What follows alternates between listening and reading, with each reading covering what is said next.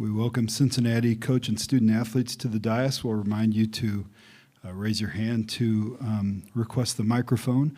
Please ask your question into the microphone, and if you can address it to a specific individual, that would be very helpful. We'll go ahead and take a brief opening statement from Coach and then direct questions to student athletes. Coach? I feel terrible for my team. They played extremely hard and fought back from being down early, playing with one of our best players on one leg, Gary Clark, from an ankle injury he suffered last week. Quadri Moore played the best game of his career for us and for 8 minutes and then blew his ankle. And Shaq Thomas has got a torn groin. That being said, we still had a chance to win against one of the hottest teams in the country. Kids found a way to battle back through playing four-guard offenses that we haven't played all year. Four-guard lineups, I meant. We haven't played that way all season. So I'm just really appreciative of my guys' effort. Congratulations to St. Joe. I just obviously feel bad for my team right now, especially my seniors. All right, let's direct questions to Jacob Evans and Troy Copain, please.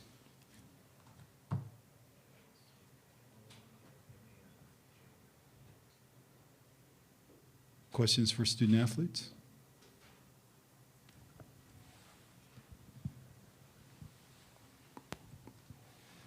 Troy, can you describe what you're feeling right now? Are you serious? Yeah, I'm not happy. I'm very upset. The game ended the way it ended. As a player, I feel the same way as you would feel if you lost a game like that. Next question. All right, we'll dismiss these two gentlemen if there are no more questions. Thank you, guys.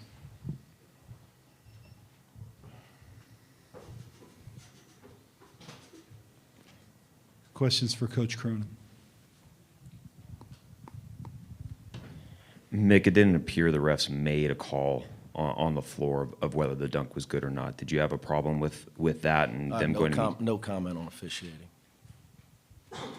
More questions for Coach?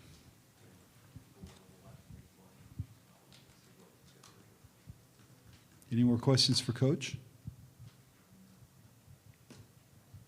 Okay, thank you, Coach.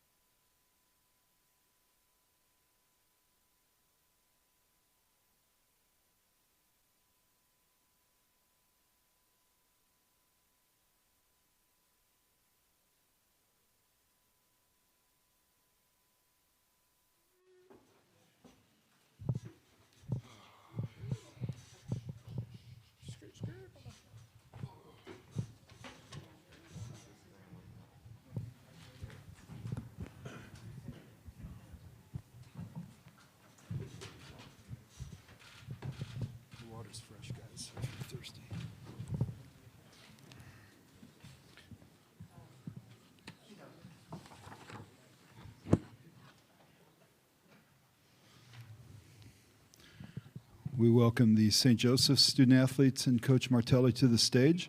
We'll ask Coach to make a brief opening statement, and then we'll turn it over to questions for players. Coach? I want to thank these players. I had a lousy start to my day. My son, who's a Division I assistant coach, got fired this morning. He worked for one of my best friends, and he called at 6 this morning and told me. I shared it with my wife, and it was really difficult, really difficult. But the rest of the day was dedicated to this group and to giving them every chance to be successful tonight.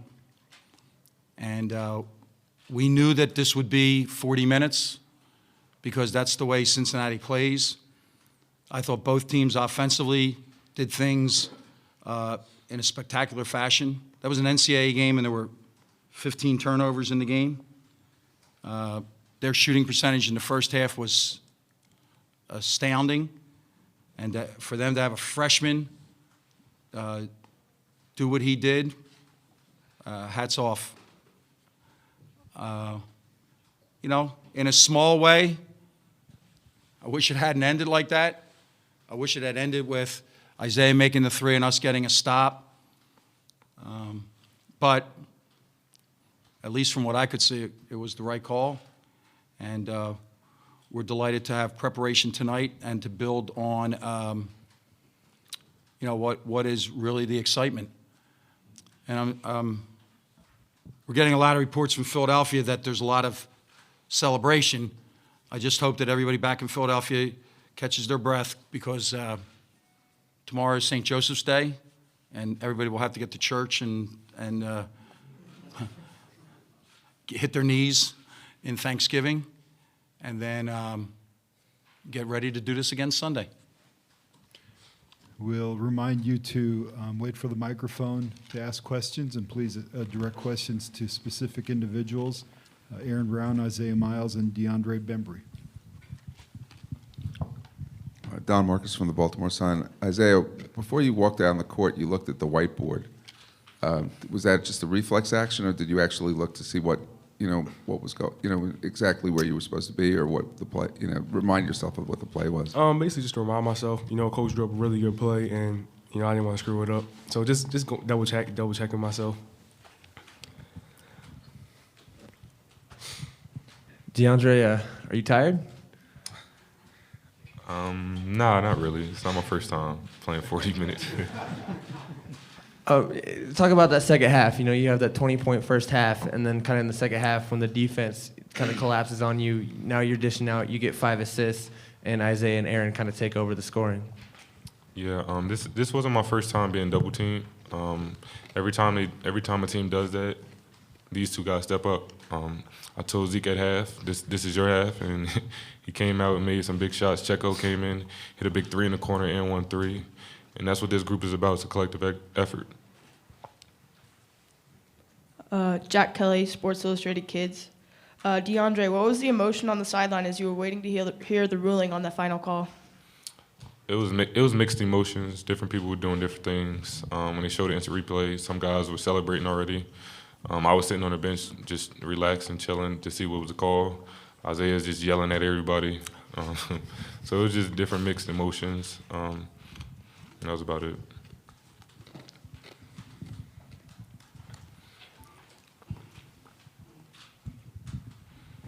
Isaiah, what's the first NCAA game-winning shot you can remember seeing on TV? And also, is that the first game-winning shot you've had? Yeah, my career, that's the first game-winning shot I ever had, and come to thought, probably Evan Turner's in Ohio State when he hit that half-court game winner. He just gave that stare to the crowd.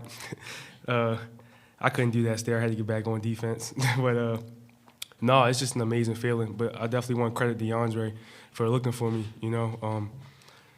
To play and credit coach for the play. The play was drawn up well, and the guys reacted off the pick and pick and pop. I've been practicing that since 7th grade in middle school. So just step into the shot and make the shot.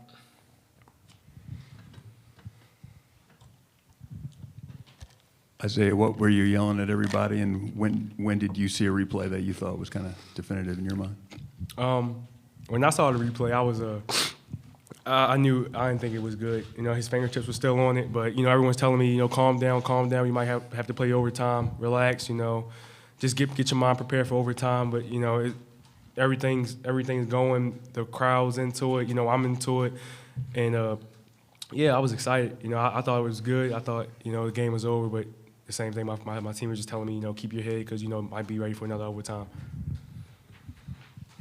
Aaron, this is your first NCAA tournament game with St. Joe's, being able to play. Talk about that second half that you had, really stepping up with the scoring when DeAndre was more of a facilitator.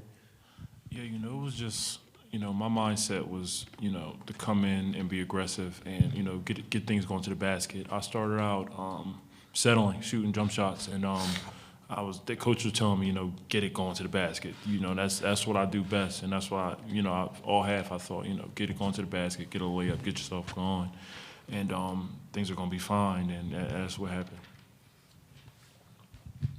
DeAndre, a lot of big shots hit out there by both sides, battling all the way through. Can you walk away from a game like this with any sort of sympathy for the team you just beat? Yeah, definitely. Like for the seniors, seeing one of the big guys, not in the line to shake our hand. He was over there crying.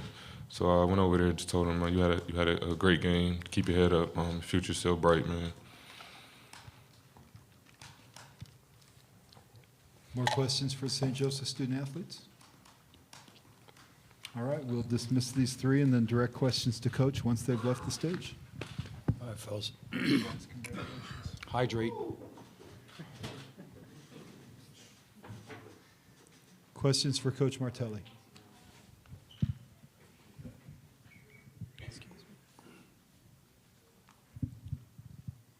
Phil, was Isaiah option number one on that play? He was option number one. DeAndre was going to take it off the ball screen, which he did. And then Isaiah's supposed to stretch a little bit further. And then on the other side of the floor, Aaron Brown runs a dive, and Papa now runs a flare to the corner. I had the sneaking suspicion that DeAndre would throw the ball back to Isaiah and want Isaiah to figure out a way to get the ball in the air. And I was standing behind him, and it didn't miss. That kid didn't miss from blocking another jumper by much. So, there's a lot of shots that Isaiah has taken since last April to see that one go in, because he's envisioned this.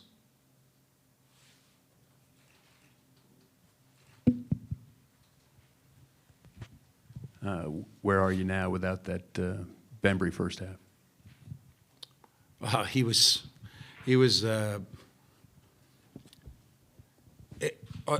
They had a lot of great performances, right? Quadri Moore, DeBurry. They had all these buckets off the bench that we didn't anticipate. And there was one guy playing a game like this, and everybody else was trying the best they can to play really a collegiate game. He's been zeroed in. He's just been, like, the look in his eye since last Saturday night has been, not that he would say it this way, but everybody in the country now knows his name. Even Mark Few will now say, that kid with the afro, oh, you mean Bembry? He will say Bembry. Phil, you've been in some high-quality games through your career. Where does this one rank, if you can even get there, given the Yeah, result? I can't. I can't even like process where it fits in terms of game and in terms of stage, Dick, if you know what I mean. Like, so when at some point in time, and I don't know what else was going on in the country, but at some point in time, everybody in the country was watching this game. So for that stage, for the two teams to play under 10 turnovers.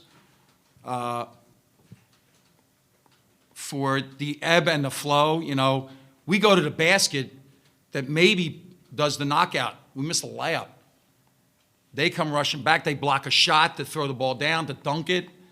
A freshman gets 26 for them. Look, our freshman, 5 points on a three, on a knockdown. Look, I'm not cliché, but if that isn't everything that this tournament's about, including the agony. I know that's from My World of Sports, but this is the ecstasy and the agony happened to kids 18 to 22. A long way from home. A long way from home, both teams. DeAndre had that big first half. You're all right, by the way. You need a cushion or anything? I've never been in a press conference where a guy has his feet up on the chair in front of him. I'm cool, though. I'm just naturally comfortable. This is like the West Coast. We're like I'm cool. Welcome to the Pacific Northwest. Thank you. I appreciate that. No. Do they sell marijuana in this town? Yes, actually. You might want to keep your team in the hotel. I know DeAndre had that big first half scoring wise, but just seen from my perspective, the way that he was rebounding down the stretch, the way that he was dishing was maybe had as big of an impact on the win as his scoring in the first half. No question about it. He is the key to his game is his versatility. The beauty of his game is the versatility. There were calls that he wanted me to make. He would come by and say, "Call this offensive pattern," and we would make we would make the call, and you could see him looking for the double team to find his teammate. Aaron Brown had a big three. I think we were up 1. DeAndre found him. He had Copain the whole first half, so he had 20, and Copain did not score until I took him out with 8 seconds left in the first half. So he's a really, really, really special player, but he's even more special as a teammate and as a leader.